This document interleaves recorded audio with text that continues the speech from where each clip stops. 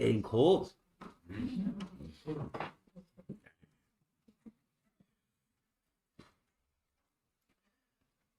just feel invigorated by the cold, but not as much as when I was a little bit younger. Those of you who've been suffering through my fondness for the cold, I think will have the last laugh, which comes to shove.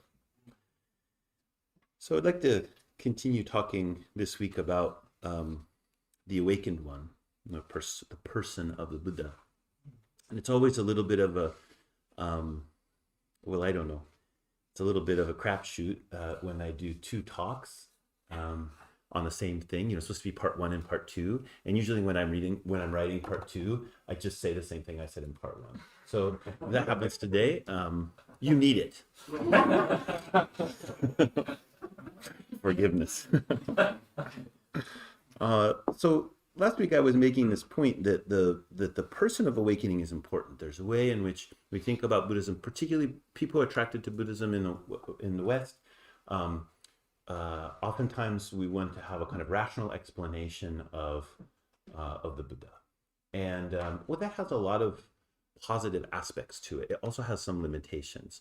So what I mean by rational is that we can kind of have a description. We can have a story about who the Buddha is or was, and it fits neatly into our map of the way that our mind works or the way that life works. And then that gives us some teachings about how it is that we can change the way that we're living, the way we're thinking about things, the way that we're perceiving things, and better our life, right? So that approach is not a problem, but it has some limitations in that our own understanding, our own self-contained regard for what the tradition is offering us can limit it quite a bit. Like, oh, we could have a book. This book that would explain what Buddhism is. There's tons of them. If you go to the bookstore, if you're ever up in Portland, go to Powell's. If you're on the internet, you can see that there's a lot of them. There's a lot of them, but you can't get the feel for it. But if you go to Powell's Books, and it used to be when I was a kid and I used to go there, I used to love going there. I grew up in Salem, and we would drive up there, and I just really love books. And there weren't a lot of books in my local library about Asian things in general. I was very interested in the East Asia. And then Buddhism and Taoism particularly, there's 3 or 4 in the library. I grew up by the library in Salem, but I go to Powell's, and it would be like this big. Now it's like a block long of books. So it's great. We keep trying and failing, but our failures are helpful to each other. So that's one side, but there's this other side, which in many ways is challenging because it's just downright more religious. And many of us have come to tradition of Buddhism with a little bit of reluctance about religiosity for many good reasons. Right? And when we start to talk about the person of the Buddha, the challenge of there being a personification of awakening, then this starts to touch on some other parts of our way of living, our way of regarding what it is that we're doing in life in general, and then in practice in particular. Now, I was making this point that one of the reasons that regard for the person of the Buddha is so important. Now, remember, in Buddhism, the first teaching is the refuges. The 3 refuges are refuge in Buddha, refuge in Dharma, refuge in Sangha. So refuge in Dharma and Sangha are relatively easy to accept. Refuge in the teachings, you say, okay, I'll take refuge there in those teachings that help me to make the way that I, again, think about life, the way I live, etc., to make it better, to ease suffering. Right? And the Sangha, all the people who are trying to do that, we need each other, right? But the first one is refuge in the Buddha, refuge in this person of awakening. So I was saying it's so important because it challenges our dogmas. If we could just have, this is what Buddhism says, this is the Buddhist teaching, this is correct Buddhist teaching, without the person of the Buddha, then that's pretty easy. You can just stay on the dogma, right? But what happens if you have the person of the Buddha and the Buddha comes and says, oh, you misunderstood what I said, or says, oh, I'm going to add some more teachings, right? or I'm going to tell you something a little bit different than what you think I said. Because all dogmas are interpretations, right?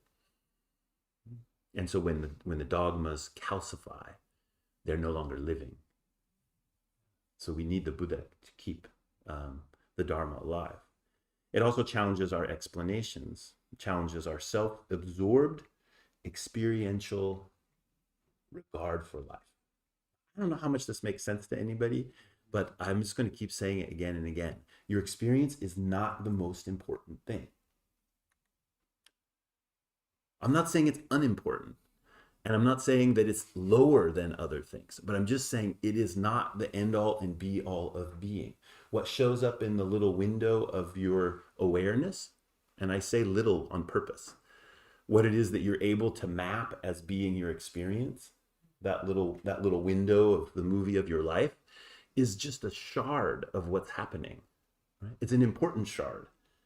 But your being is so much more than what you can grasp in that little window. Or I would say not just your being, but all being is something that's much more than what can be grasped there. Again, it doesn't mean that that window is unimportant. It just means that we're addicted to it in a way. Right? And so we're constantly just, how do I feel? How do I feel? What am I experiencing? What am I experiencing? What am I experiencing? And it's hard for us to orient in this bigger issue, you know.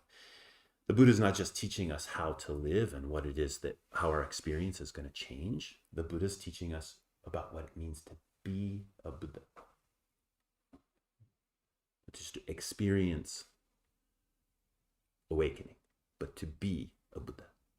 This is what the person of the Buddha can teach us.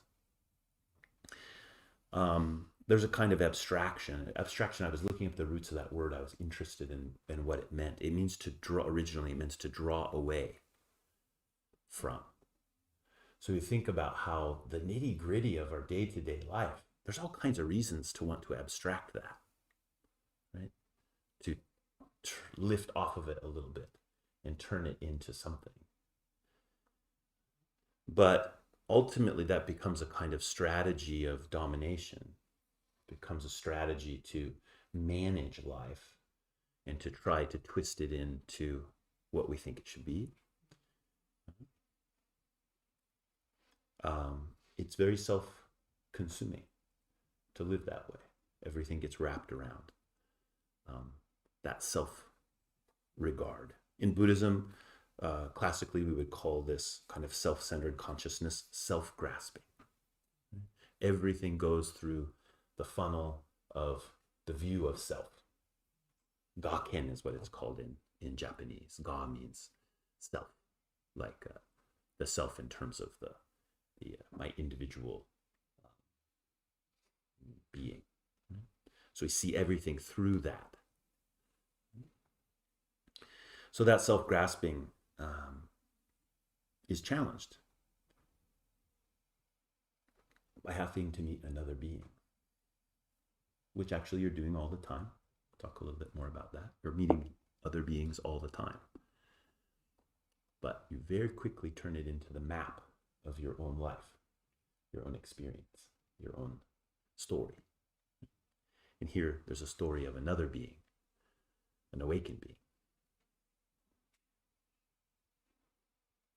Now, last week during the question section, Tenkan had made a comment about how important it was that Shakyamuni Buddha received offerings from two people before he took his seat underneath the Bodhi tree. Sujata and Sotiya were their names. Sujata was a woman who lived in a nearby village and had been going to this trees in the forest to ask the tree spirits to give her a child, that she could carry a child. She had been unable to do that. And so she became pregnant, and so she prepared this offering for the tree spirits. And she thought the Buddha was a tree spirit. I love that detail in the story. And so she makes this offering to this god of the trees, who is the Buddha, who was a bodhisattva at that point. And he receives the nourishment. His body's completely emaciated because he's been doing ascetic practices for 6 years, eating almost nothing, trying to crush the self.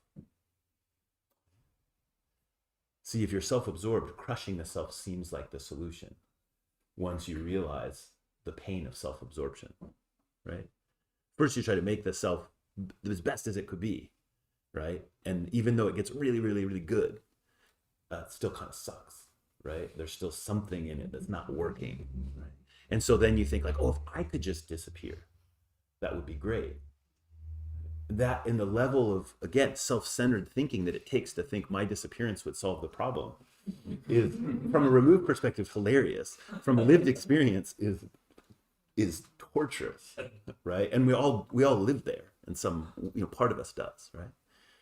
So Sujata just, it's like hands this gold, in the legends, it's a golden bowl. She's from a very wealthy family.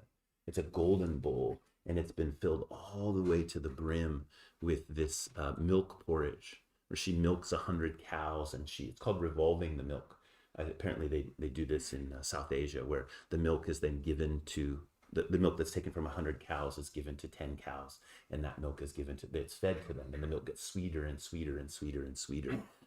And then she takes this milk from the final 10 cows and she boils it down for days over this low fire so that it doesn't burn, and turns into this, cream. If you've ever made rice pudding, like the very traditional way, you just boil milk very slowly, just a few grains of rice. This is what it reminds me. It's very sweet. It's very tasty. And she brings this to the Buddha. And sometimes when I think about that part of the story, I just see that bowl like passing through the bubble of the Buddha's self-absorption, like, I'm going to do it, right? And here's Sujata's golden bowl just kind of like going through the bubble, just kind of appearing through the bubble, and something happens. The Buddha realizes, the Bodhisattva at this point realizes that awakening is not a self-centered experience. That's not going to solve the problem. And it gives him the strength, both the strength because he's so emaciated, he can eat the food and his body becomes strong, but his spirit becomes strong because he's learned that receiving is necessary, that a Buddha's awakening is not an isolated affair. It's not about the individual's accomplishment. It's about something far beyond that. Again, not the little window of your mind, but something that is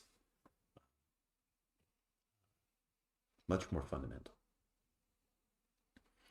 And so as he looks for the tree, he's looking for the pivot point. In all cultures, really, we have this vertical stick. In some cultures, it's just literally a vertical stick. The hunter and gatherer cultures, and if they're nomadic, moving around, and someone has the stick. If you pay attention, and if you look at anthropological writings or documentaries or whatever, look for the shaman. They'll have a stick, guaranteed. And it's not actually the shaman's stick; it's everyone's stick. And it's the same thing here. With shamans have stick. It's everyone's stick. It's the pivot point. It's the center. It's where the heart tilts on that hub. There's one pivot point. And all of your experience and all the things that we call life and living and awareness is all coming from that place. So people know this, and we've regarded it with care for a long time. And we usually forget. And in forgetting, things get pretty wobbly. So the Buddha had forgotten, didn't know where that tree was. And so he journeys. And as he approaches the tree, this receiving happens again when there's a young grass cutter. This a young boy. Can you imagine that being your job? Why did he cut grass? Well, because people used grass for bedding. They use grass for their day-to-day living. And you could if your hut's kind of filled with some grass, dried grass, that doesn't last forever, right? It's not like these nice cushions and things that we have here. You got to change it out every once in a while. So one of the jobs was, if you were very poor and you had something sharp, you go cut grass and you dry it out, and then you will take it to people's homes, get a few pennies so you can live. So this is Sotia, and he sees the Buddha coming, and he just hands him the grass. It's a beautiful image. You see, Sotia and Sujata also, they met the Buddha. They didn't meet the Buddha as some explanation of what their life was about and some kind of, well, it's a personification of awakening, which isn't actually a person, it's a philosophical system, and da, da, da, da, da. No, none of that. They met the Buddha and they made an offering. I was reminded in that those stories about not with such profound implications for the world perhaps, but before I was a monk and I was on pilgrimage, and I was walking, and you have a little bell when you're a pilgrim. It's like so people can hear, so the bears can hear and don't eat you. That's one reason. If they hear the bell, they'll tend to go away. They don't want to usually mess with humans, but if humans startle them, they get upset about that. And so in the Japanese mountains, that's they're bears. So that's one reason you have it. But it's also so people can hear. And just in the hearing of that bell, people are participating in the pilgrimage with you. Isn't that beautiful? So people know, for 1,000 years, people have walked around this island. It's Shikoku is the name of the island. It's just say an island makes it seem maybe small, but remember Hawaii's islands? Those are islands. They're pretty big. If you've been there, even the small ones are pretty big. This island's about 1,000 miles around, and so there's 88 temples around the perimeter of this, and they're temples that were founded by the great sage Kobo Daishi, who was the founder of an esoteric school of Buddhism in Japan. And so people continue to walk this. He was there in the I think 800s, and so from that time until today, people walk the same paths that he walked. So they're used to this. They're being pilgrims around, been in their home for over 1,000 years, and they hear this bell, and they know Kobo Daishi's walking all the time. When you walk that pilgrimage, you always carry a staff, right? It's practical to carry a staff, right? Including wild dogs chasing you and things like that. But it's practical in another way. It reminds you about the vertical stick. It's said that the staff is Kobo Daishi. It is the sage. He walks with you. And so people hear that and they know that Kobo Daishi is walking. And so one day I was walking with Kobo Daishi and my partner in Kobo Daishi, and the bell's ringing, and it was a beautiful day. It was in the fall, and it was early on in the pilgrimage. We were just kind of getting used to what it meant to be a pilgrim. And as I looked over, there was a small group of women, I think just 3. They were digging yams. And one of the women, you could just see it. As she heard the bell, she just stood up. And the yams that were in her hand, she just brought them to us. It was the most natural thing in the world. So straightforward. And it was really the first time that I knew what it meant to receive an offering. Now, of course, I had been receiving offerings my whole life, the offering of life from my parents, food, diaper changing, all of those things.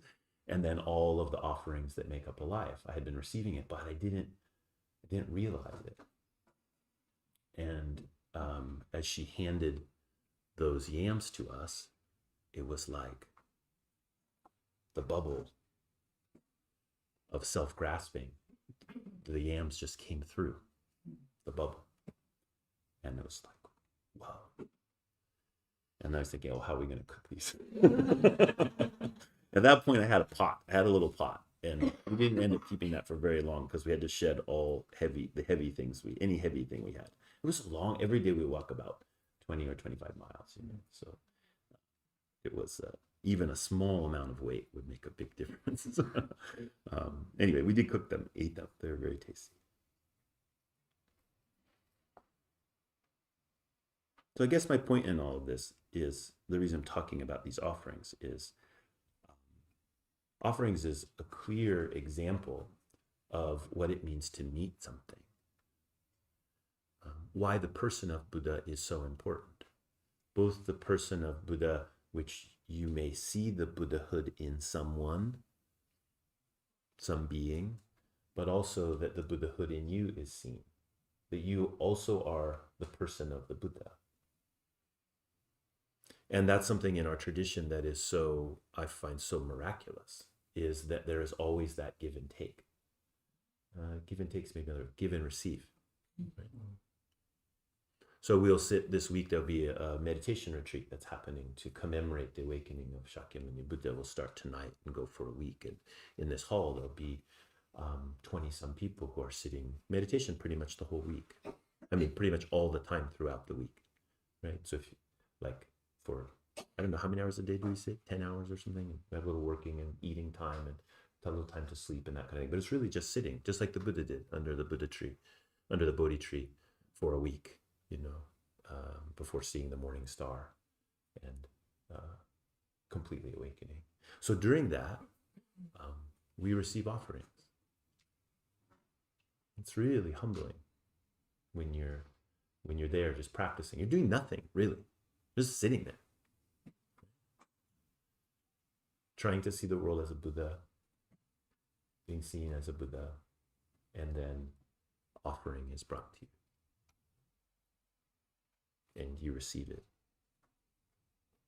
That is a practice to receive an offering. It's not just a kind of matter-of-fact thing.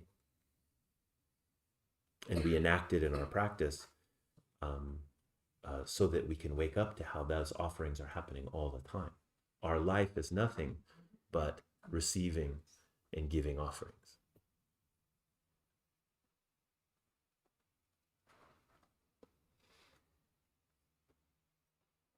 So where will you meet the Buddha?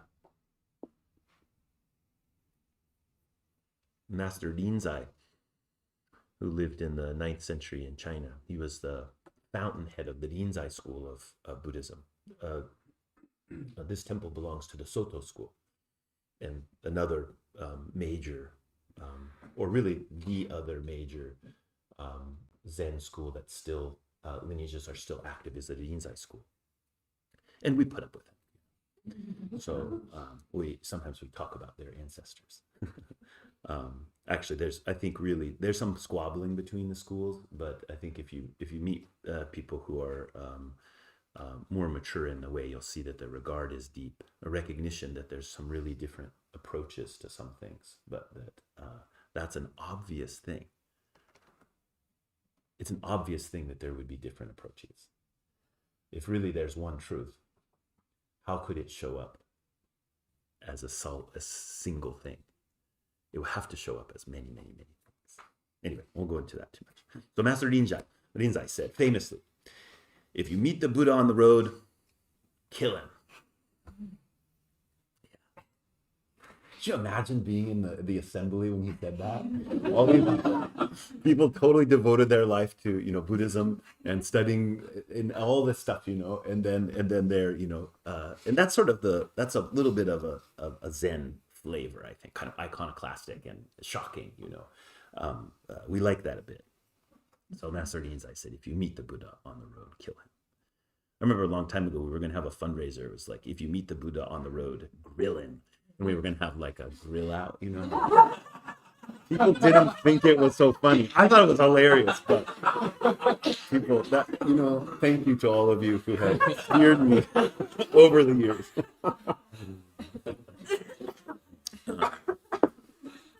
But if you meet the Buddha on the road, kill him.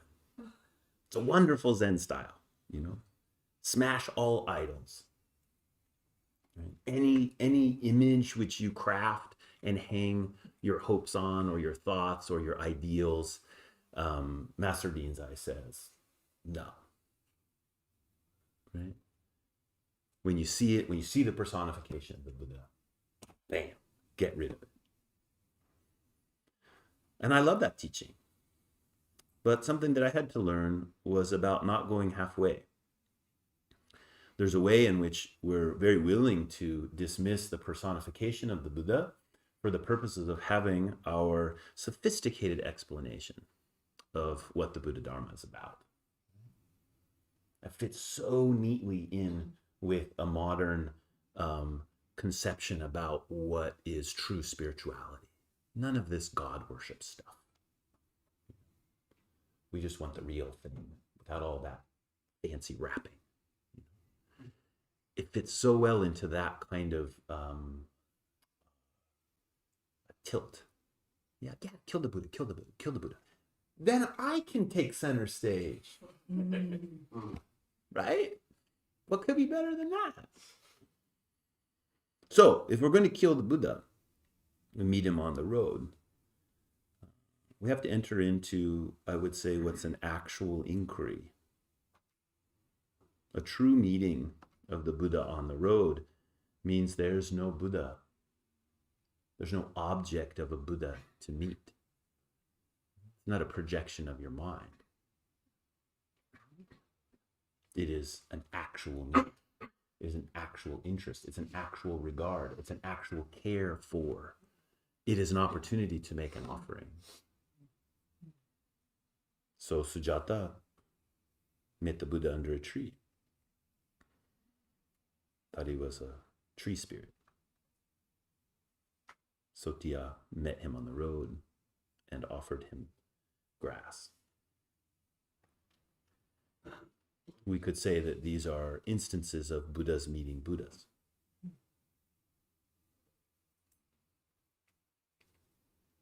Meister Eckhart, or Master Eckhart. Meister means master, apparently, in German. It's a German mystic. Incidentally, lived about the same time as Master Dogen, the founder of this school in Japan. People ever read Master Eckhart? Yeah. Highly recommend. You know, if you swing that way, you know, if that kind of stuff, it's like it's too Catholic, it's just kind of like, nah, can't deal with it, don't read it. But if you have a kind of inclination towards that stuff, highly recommend. And it's very, Penguin has a, like, you know, compendium of Master Eckhart's, like a little paperback, you know, it's just it's wonderful, wonderful stuff. If you're I feel like I got raised just the right amount of Catholic. For me, for other people, they would have need more or they would have need less. I don't know, but for me, it just felt just perfect. That was just the right amount. Anyway, Master Eckhart, a great mystic, theologian, teacher. One of his most famous quotes is, "The eye through which I see God is the same eye through which God sees me. My eye and God's eye are one eye, one seeing, one knowing, one love." The eye through which I see God is the same eye through which God sees me. My eye and God's eye are one eye, one seeing, one knowing, one love. And think about what it means to see. What kind of empty hole this organ of sight is. If you just take it in a literal sense of your eyeball with the hole in it, which is your pupil, which looks like a black thing, but is not a thing at all, right? It's a portal. If you extend that in a metaphorical fashion and you think about your consciousness is much the same thing. You could call it a thing. You could call that window of experience a thing, or a place, or a screen, or awareness, but it's much more like a portal. It's much more like a thing in which things move through. It's like a lens, as opposed to a place. Master Eckhart says that seeing, whether it's the literal eye or the eye of the heart, or the eye of the mind, as I yearn to see God with that eye, God also yearns to see me through that same eye. Master Keizan, 4 generations down after Dogen, known as the mother of Soto Zen, he said, "There's no evading the pupil of Gautama's eye." So we wrote that on the website at the top when we made the new website. Got a little feedback that was maybe a little too ominous. Like a picture of an eye on the top and everything. It was super cool, but I got why maybe that wouldn't be the best thing. Have you seen that in Catholic imagery and iconography? That I think it's called the Eye of Providence, and there's an eye has a triangle around it, and some flames, and it's really beautiful and you know, kind of challenging. Anyway, on the poll out here, that's one of the things I asked Reverend Shumyo Kojima from Zen Shuji, who came for Mountain Seat ceremony last year when that was erected. That's written on the south side of that pole. No evading the pupil of Gautama's eye. You see, but that eye is also your eye. You can't evade the seeing of your own eye. And you can't evade the seeing of the Buddha's eye. Now, this is very like a mystical, right? And Master Eckhart was a mystic. And so for those of you who are inclined towards that way of spirituality, you'll find that very nourishing and poetic. For other people, it just seems a little bit like, what are you talking about? So I want to bring up another way that I heard this teaching. And I think this is maybe more Zen style. This is my teacher, Keira Roshi.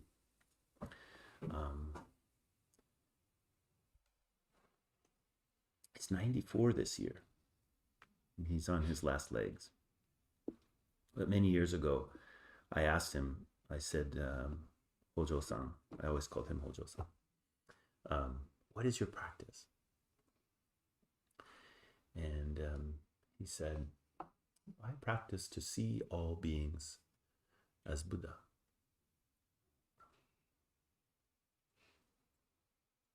Now, the way the language works in English and the way the language works in Japanese is similar there.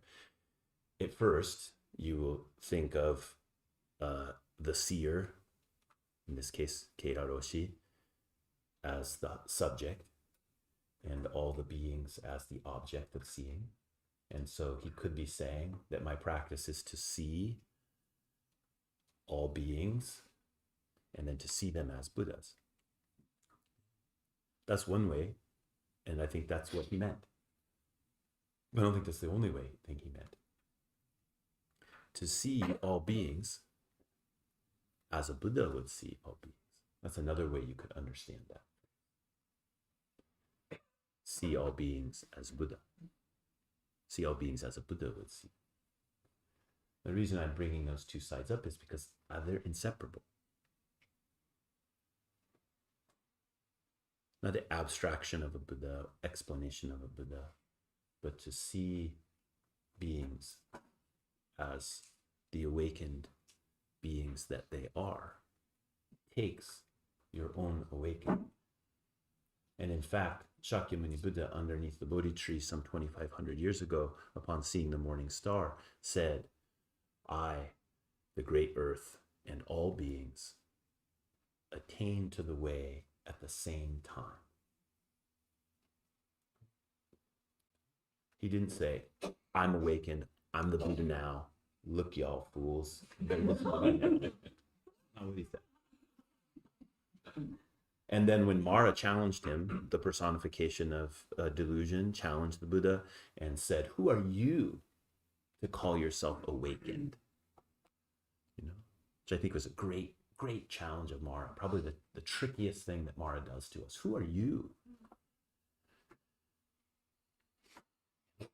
When you hear that, you think, oh, even if you're kind of like a proud, sort of confident type person, you think like, oh yeah, maybe it's not me, right? You know?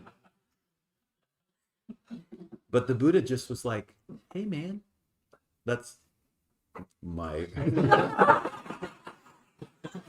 You touch the earth, and you'll see that. You'll see Buddha. It's very common iconography of the Buddha touching the earth. My interpretation of that mudra is, hey man, check it out. I'm not playing that game. Who am I? I'm no one. I'm everyone.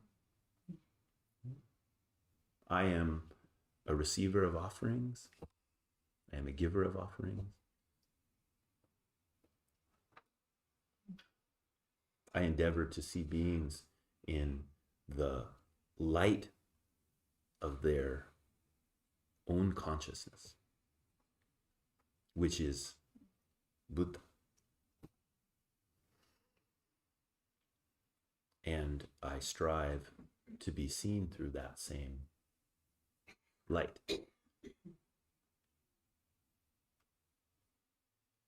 Now, this is what practicing is. When I asked my teacher, what is your practice?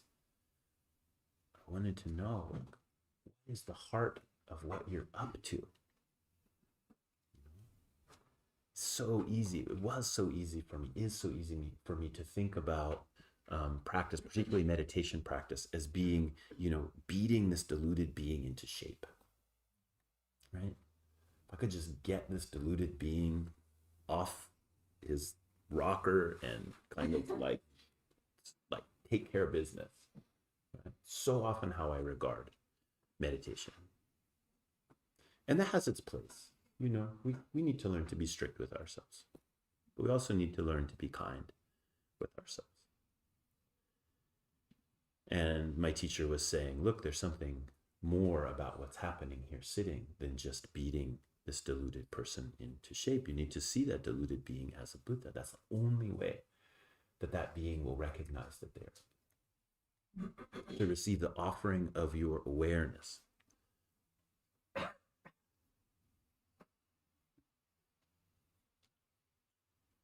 So as we arrive here at this important time each year, the commemoration of the Buddha's awakening, which is usually celebrated on the 8th, or by this retreat that we'll enter, which includes the 8th. I just ask you, invite you, encourage you to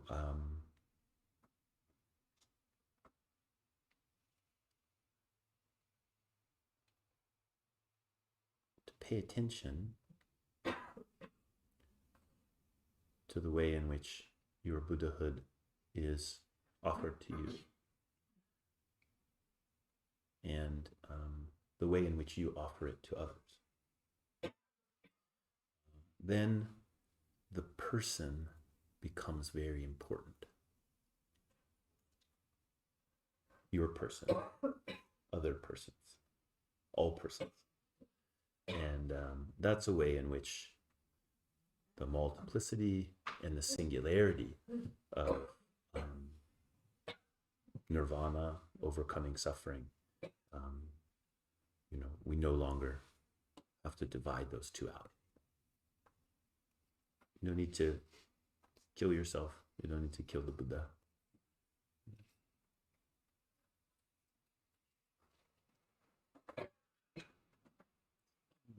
Question? Hi. When you talked about self-absorption, I found it really interesting, and I think the term is very clarifying. I know that in my worst, most miserable moments, that was a perfect description. Mm-hmm.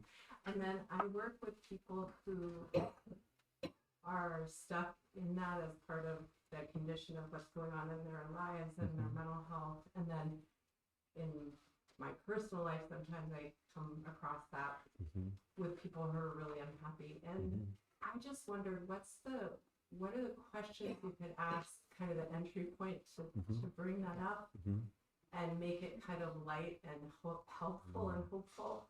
Because like that urge to give advice and say, well, this is self-absorption, because in medicine you just identify something and you go down the algorithm. But that doesn't go over very well in that area. Yeah. So what would you do? Yeah. So I would say that the focus on offering, and sometimes a word can be a word of offering. It's different than advice, right? I mean, maybe you could call it advice, but sometimes it can be that. But usually there's got to be a lot of other offering before the advice is actually an offering. It's usually, even if you mean it as an offering, how it can the offering be received?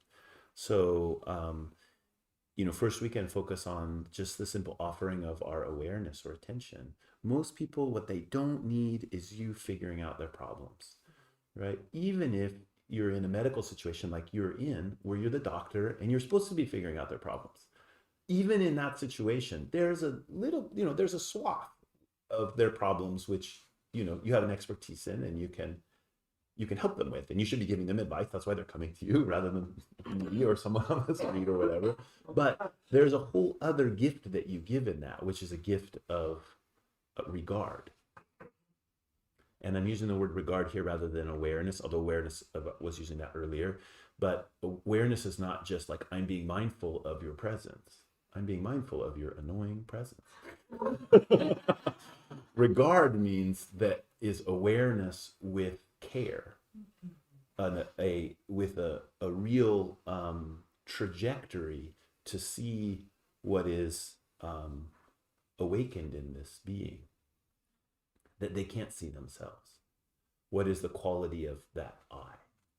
And when we make an offering to that, whether it's as simple as an offering of just awareness that is regard, right, for the person, then that brings about merit, would be the classical way of saying in Buddhism, that any offering, any true offering develops merit, and merit helps make things get better in a kind of conventional sense. And I really believe in that. We don't always have the best outcomes when it comes to like one slice of evaluation of what a good outcome is, particularly in a medical situation. But we can always cultivate deep regard.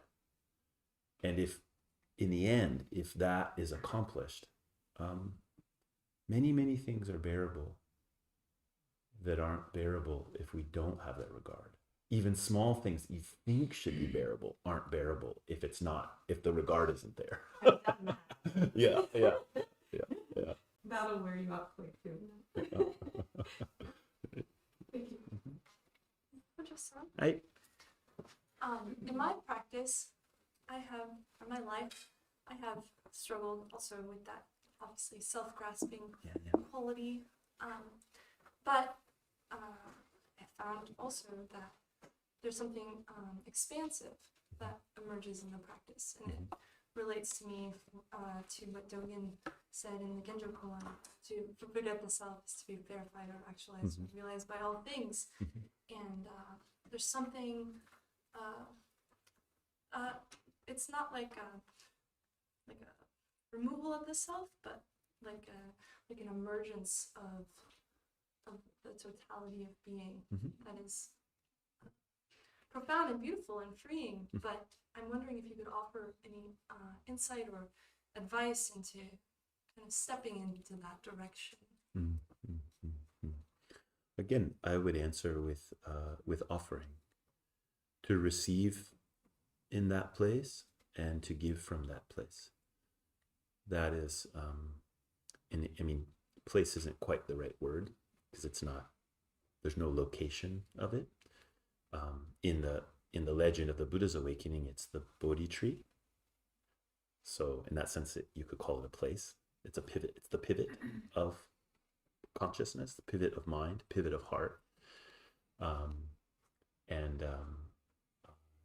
And so this, it's not so much like a stepping into, it's like a stepping from.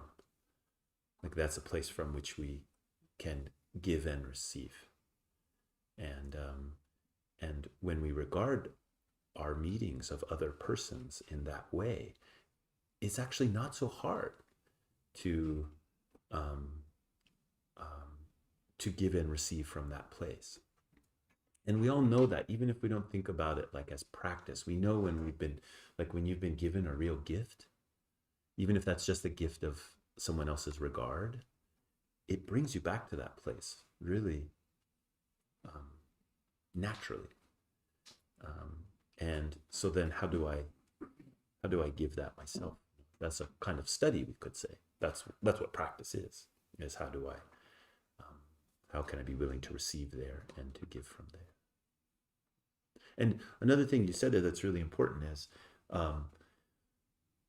again, referencing something I was saying earlier, is when we realize the problem of self-absorption, it's very natural spiritually for us to then think the solution is to destroy the self. That is not the Buddhist prescription. But there's tons of what I would call schlocky Buddhist teaching that kind of says it that way. That says basically, if you could destroy the ego, that's liberation. That's not true. And it's not, and it's not, it's that the ego is completely transparent from the beginning. No destruction is necessary. And in that sense, the ego is the great vehicle for your giving and receiving. It's, if you destroy it, then there's no golden bowl. There's no grass.